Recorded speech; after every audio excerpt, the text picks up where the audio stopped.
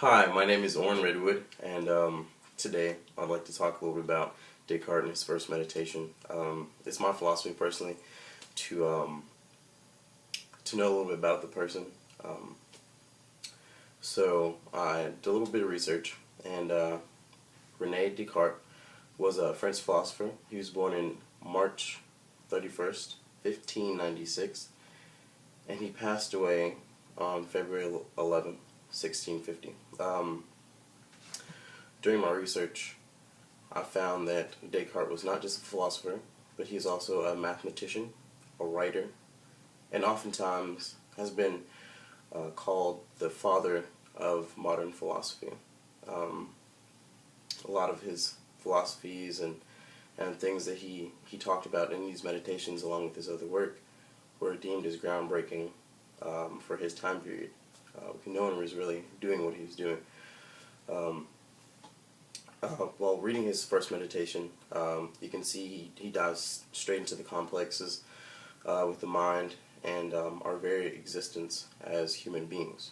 Um, the first meditation begins with Descartes saying that everything that he once thought was true may have the potential to be false, and only by rationally looking at the situations can we deem them to be truthful. In today's world, we kind of don't really think about the things, different things that we just say that are true, or that we just, go about, knowing. We kind of just say, this has been passed on, this is kind of the standard, but we never really just thought rationally about it. The sky is blue, and 2 plus 2 is 4, different things like that. We just know that, but we never try to, dig deep into our mind and go, and understand really why that is.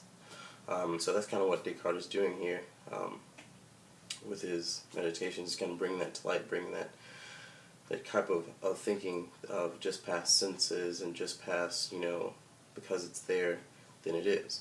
So we're good.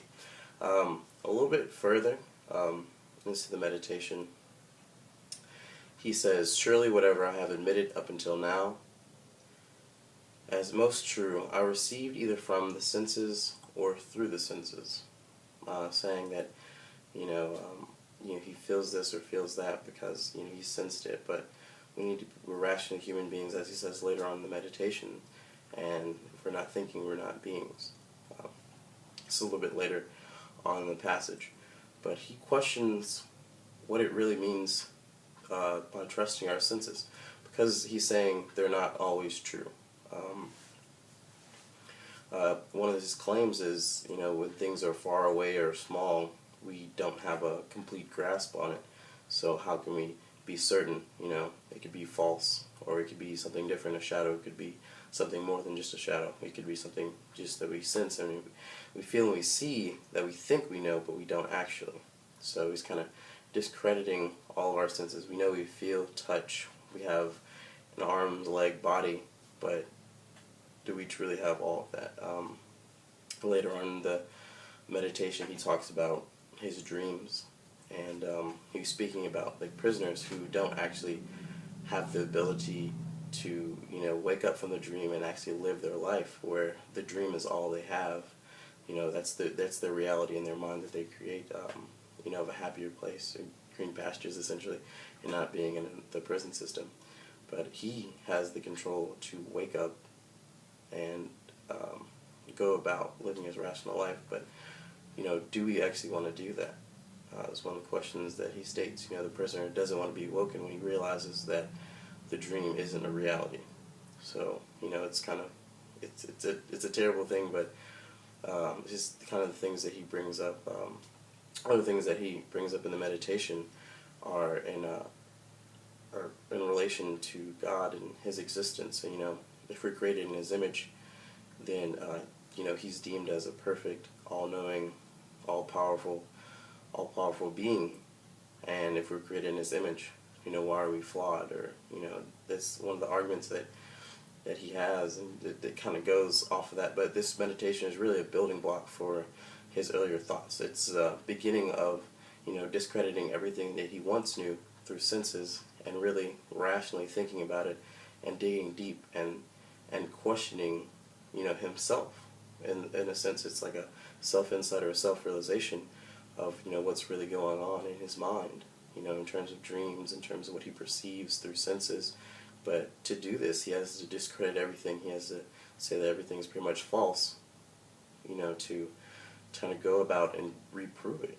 That's one of the things you do in science is, we have something, but to prove it, we have to try to find every argument against it and to try to prove it false. That makes a sturdy argument. So essentially this is what he's doing here.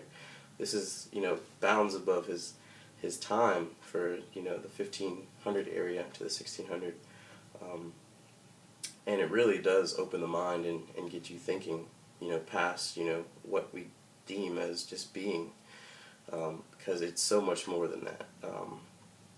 We're rational beings, as he said, and we really need to think things through more. So, and that's kind of what we're doing, what he's doing here in the first meditation. He's opening the door to skepticism, and that's really, the importance of this meditation. And, he's skeptical about the senses and different things like that, and how we interpret the world now.